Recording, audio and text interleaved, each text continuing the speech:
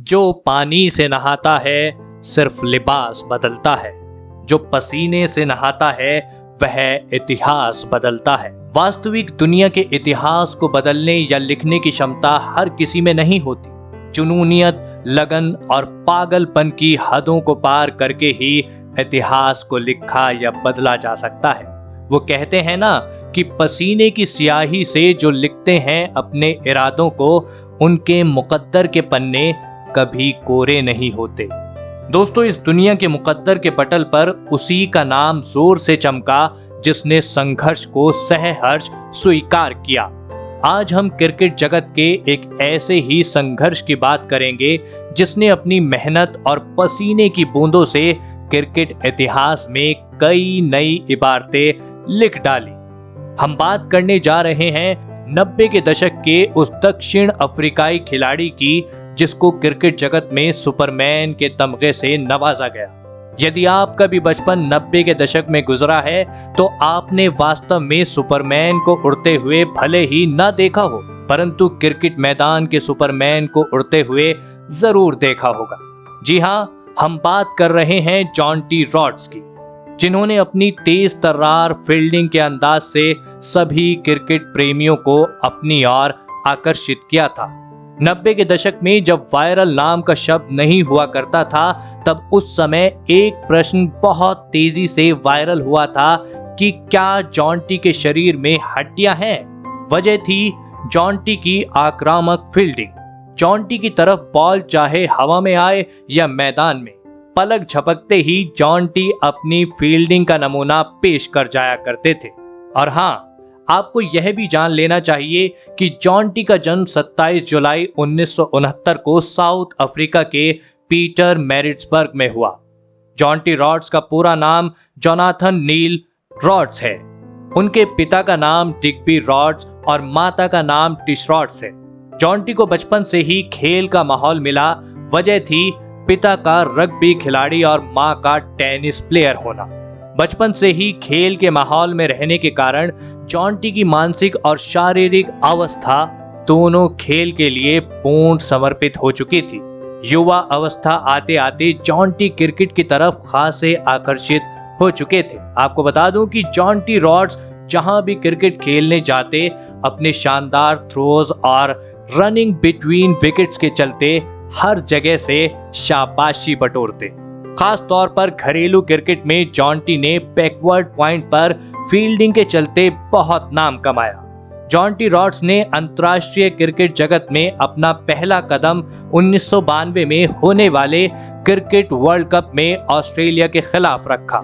उस समय उनके डेब्यू ने भी काफी सुर्खियां बटोरी थी, जहां खिलाड़ियों को उनके अच्छे प्रदर्शन की वजह से टीमों में जगह दी जाती है, वहीं जॉन्टी को तेज और फुर्तीली फील्डिंग के लिए टीम में रखा गया था। तब उस समय यह भी प्रश्न उठा था कि आखिर एक खिलाड़ी अपनी फील्डिंग के जरिए कब तक टीम में टिक सकता है। इसी विश्व कप में दुनिया ने अंतर्राष्ट्रीय स्तर पर पहली बार जॉन्टी की करिश्माई फील्डिंग का करिश्मा देखा। ऑस्ट्रेलिया ने पहले बल्लेबाजी करते हुए मात्र 170 रन ही बनाए थे।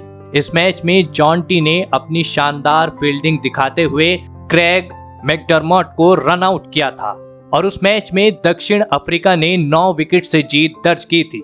इसके बाद हर तरफ जॉन्टी रॉड्स के द्वारा किए गए उस रन आउट की चर्चाएं हुई। साथ ही दोस्तों, वर्ल्ड कप जैसे बड़े टूर्नामेंट में पदार्पण के बावजूद भी जॉन्टी रॉड्स की दिल की हसरत अभी पूरी नहीं हुई थी। जॉन्टी को हमेशा से एक टेस्ट प्लेयर ही बनना था।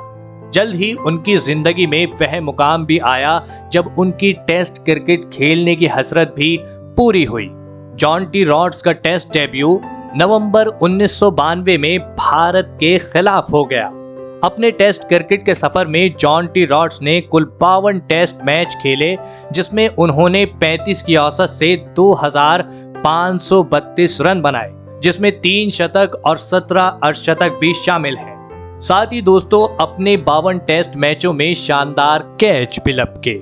जैसे जैसे जॉन्टी रॉड्स का अंतर्राष्ट्रीय क्रिकेट सफर आगे बढ़ रहा था, वैसे वैसे बैकवर्ड पॉइंट पर खड़ी जॉन्टी रॉड्स नाम की दीवार और मजबूत होती जा रही थी।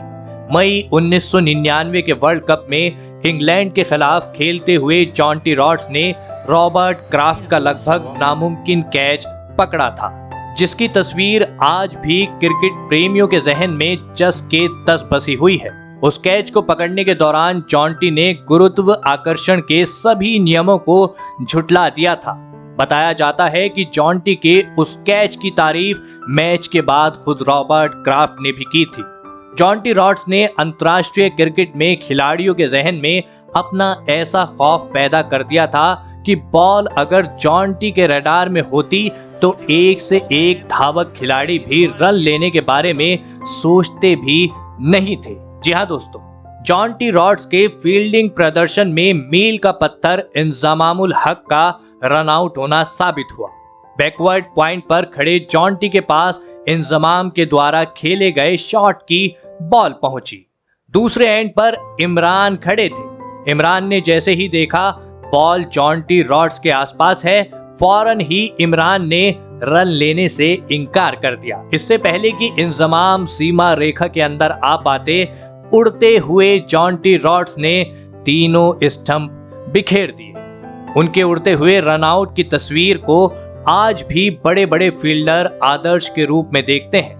यूं तो जॉन्टी रॉड्स ने अपने क्रिकेट सफर में कई रिकॉर्ड हासिल किए हैं, पर कुछ रिकॉर्ड ऐसे हैं जो उनकी फील्डिंग फुर्ती के प्रतिबिंब बने हुए हैं। उनमें पहले नंबर पर शामिल है 1993 में वेस्टइंडीज के खिलाफ लपके गए 5 कैच। जी हाँ दोस्तों, जिसकी वजह से उन्हें उस मैच में मैन ऑफ द मैच चुना गया। आपको बता दें कि विकेट कीपर के अलावा एक मैच में 5 कैच लपकने वाले जॉन्टी रॉड्स इकलौते खिलाड़ी ही हैं।